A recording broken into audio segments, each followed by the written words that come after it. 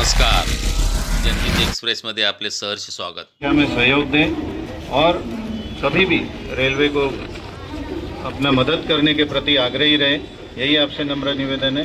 और अपने वक्ताओं ने विशेषकर से लायंस क्लब की तरफ से और पांडे जी, इन्होंने जो कार्यक्रम की रूपरेखा तैयार की, उनको भी धन्यवाद देना चाहूँगा।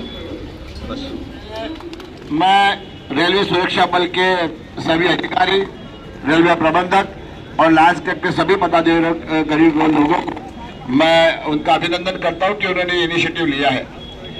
मैं आप सभी लोगों को ये गुजारिश करना चाहता हूं कि पिछले कई अरसों से हमें ये समझ में आ रहा है कि रेलवे में जो भी लोग गलतियां करते हैं उनका खामियाजा उनको मौत के रूप में भुगतना पड़ रहा है। हमने देखा है कि कई बार ये जो रेलवे के ट्रैक है, उस ट्रैक पे लोग क्रॉस करते हुए दिखाई देते हैं और जब भी इस तरह से वो लोग ट्रैक क्रॉस करते हैं, उस वक्त आती हुई ट्रेन जो बड़े स्पीड में होती है उसके कारण उनकी मौत हो जाती है। और उनकी मौत होने के बाद वो तो चले जाते हैं, लेकिन उनके बाद उनके परिवार को बहुत कुछ सहना पड़ता है, उनकी जिंदगियां लगभग बर्बाद हो जाती है। और इसलिए मैं आप लोगों को सबको अनुरोध करता हूं कि आप कभी भी रेलवे के लाइन को क्रॉस ना करें। आपके लिए रेलवे ने बहुत सारे ब्रिजेस बनाए हैं, उसका आप इस्तेमाल करें। और जहां पे भी आपको इस तरह से घटना घटती हुई दिखे तो आप उनको रोकने की कोशिश करें। आपको मैं बताना चाहता हूं कि रेलवे को क्रॉस करना एक बड़ा अपराध है और इसकी सजा 6 महीने तक आपको जेल में बैठना पड़ सकता है, 1000 रुपए का जुर्माना भी आपको हो सकता है, या ये दोनों चीजें आपको हो सकती है। इसलिए मैं आप लोगों को गुजारिश करूंगा कि रेलवे को क्रॉस ना करें। और कई जगह पे हमें ये भी दिखाई दिया है कि रेलवे के आसपास रहने वाले लोग या वहां से गुजरने वाले लोग रेलवे के ट्रैक के ऊपर पत्थर रखते हैं और ये बहुत खतरनाक है। इसके कारण एक बड़ा हादसा हो सकता है, जिसके कारण बहुत सारे जाने जा सकते हैं। देश में अब जिस तरह का वातावरण है, तो ऐसी घटनाएं बहुत ज्यादा हो सकती है। और इसके लिए मैं आप सब लोगों को ये कहना चाहता हूं कि आप सदा जागरूकता बरतें। हर जगह पे इस तरह की अगर कोई घटना घटती हुई दिखाई दे तो तुरंत आप रेलवे को, रेलवे पुलिस को, आरपीएफ को या किसी भी जिम्मेदार व्यक्ति को बताएं।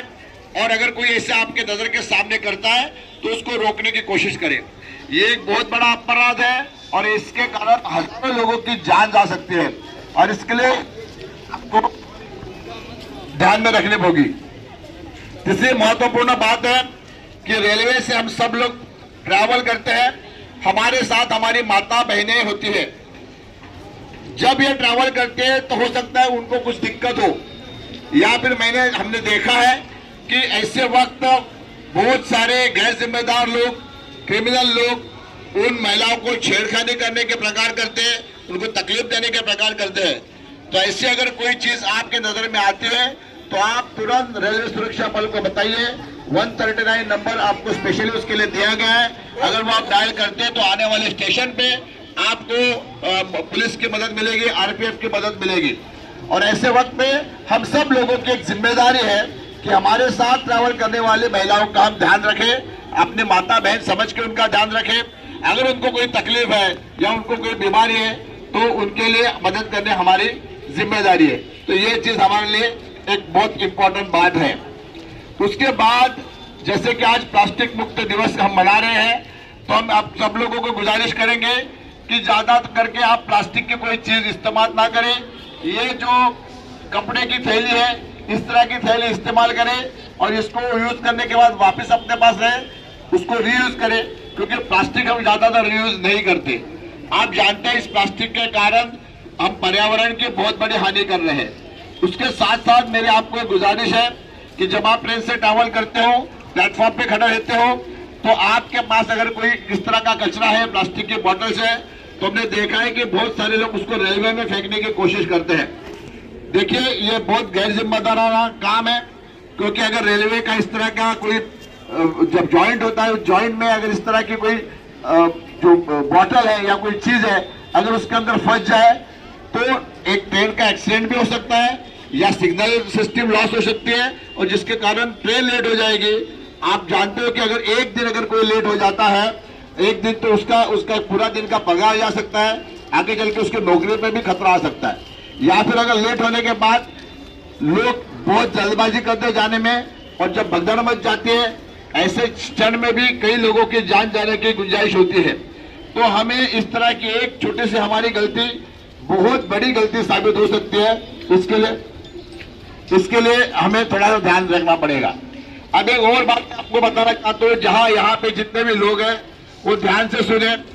देखिए, हमारे रेलवे हमारे लिए ज्यादा से ज्यादा सुविधा देने की कोशिश कर रही है, और हमें आजकल जितनी भी गाड़ियां हमारी आ रही है उनको कांच की खिड़कियां ज्यादा होती है, एसी गाड़ियां ज्यादा होती है, ताकि लोगों को एक सुकून वाला ट्रैवल करने का मौका मिले।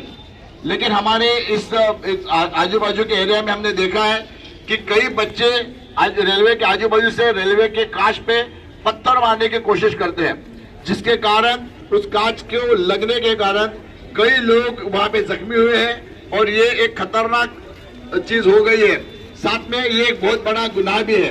तो मेरे आप सब लोगों से गुजारिश है कि आपके आसपास अगर इस तरह की कोई चीज आपको नजर में आती है तो आप तुरंत उसको रोके, लोगों को उसके बारे में बताएं, और अगर आपको लगता है कि आपके बस की बात नहीं है तो आप तुरंत रेलवे पुलिस फोर्स को बताइए।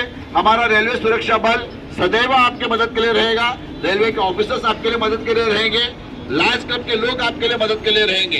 तो इस तरह से हम रेलवे की सुरक्षा कर सकते हैं। अब एक यहाँ पे मैं आपको और एक गुजारिश करना चाहता हूँ जो स्पेशली विरार के लिए है। हमारे मात्र साहब जो हमारे स्टेशन प्रबंधक है, उन्होंने बड़ी मेहनत से बहुत सारी चीजें पास करवा के लिए है, और यहाँ पे एक स्टेशन बहुत अच्छी तरह से बन रहा है। एक अच्छा टर्मिनस के रूप में हमारा विरार स्टेशन चेंज हो रहा है और एक बहुत खूबसूरत स्टेशन बनने जा रहा है। लेकिन उसके लिए कोई भी चीज जब बनती है तो शुरुआत में थोड़ी मुश्किल होती है। आप देख रहे हैं कि यहाँ पे चारों ओर काम शुरू है, लोगों को थोड़ी सी तकलीफ हो सकती है, लेकिन मेरे आप लोगों को गुजारिश